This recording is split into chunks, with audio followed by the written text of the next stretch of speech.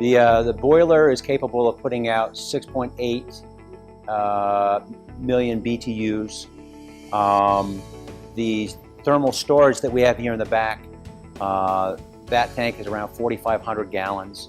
So obviously that adds a lot of thermal storage in addition to what's in the ground. You know, we're connected to every building in one way or another, whether to provide you know, the heating or maybe a combination of domestic hot water or whatever.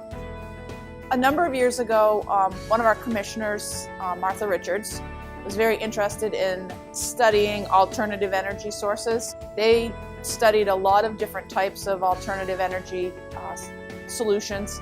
We actually had geothermal installed at the new correctional facility, but decided that biomass was the way to go for the rest of the complex. So all the complex is biomass.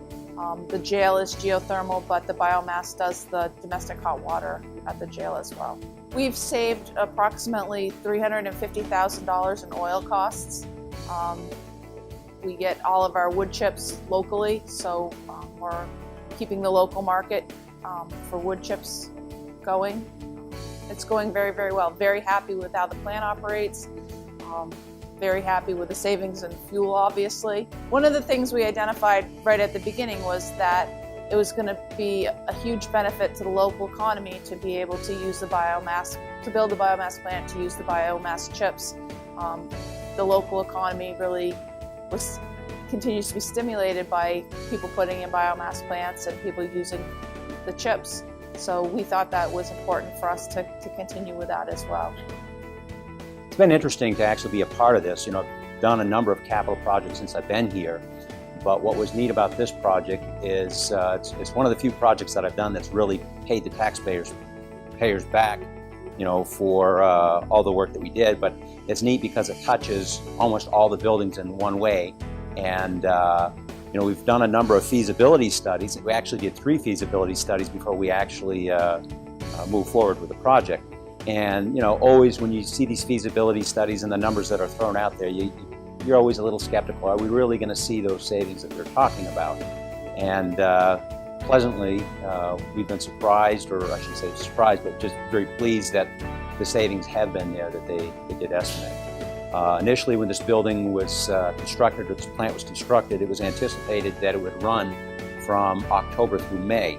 And since putting it online, we wanted to see if we could improve our savings by running it year-round.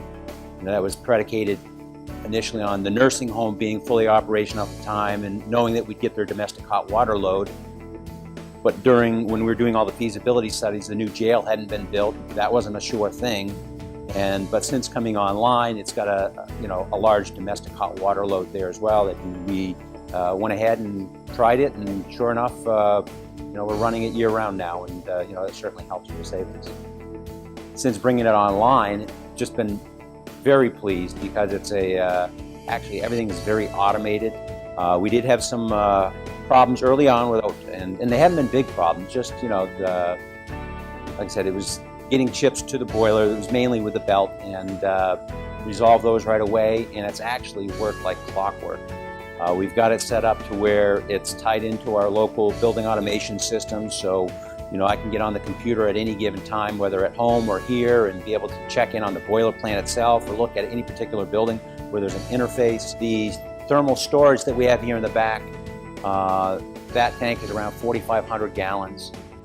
And what's been interesting is, like I said, the local Messersmith guy lives locally, and he pops in and checks on our boiler every now and then, and he's told me on a couple of occasions how impressed he is with how smoothly our boiler operates. You see very few high fire operations, and it's not ragged. Everything, you know, if you look at the signature of how it's operating, everything's very smooth.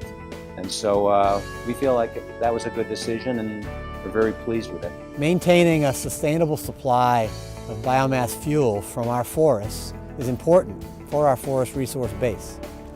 It helps landowners. Having this market for low-grade fuel helps landowners practice good forestry, and that's good for our forest base. The North Country RC&D Council is really proud in working together with the U.S. Forest Service to be able to provide some financial support to Grafton County to help them install their monitoring system here at their biomass plant. In the grant that we received, part of that component was to add a monitoring system to monitor the BTU outputs and the thermal flows to finitely gauge how much energy we're actually getting out of the system. And part of the grant requirements were to provide a monthly report on those readings. So the company that we used to install that was Controls Technology Incorporated out of Manchester. They've installed the system. In fact, today they're finishing up some final programming. They're going to provide us some training on accessing the system, showing us how to download the reports so that we can meet those grant requirements.